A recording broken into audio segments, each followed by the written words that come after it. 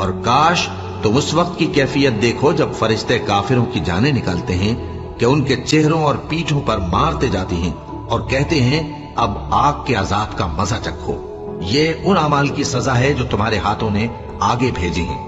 اور یہ جان رکھو کہ اللہ بندوں پر ظلم نہیں کرتا، جیسا حال فرعونیوں اور ان سے پہلے لوگوں کا ہوا تھا ویسا ہی ان کا ہوا کہ انہوں نے اللہ کی آیتوں سے کفر کیا تو اللہ نے ان کے گناہوں کی سزا میں ان کو پکڑ لیا۔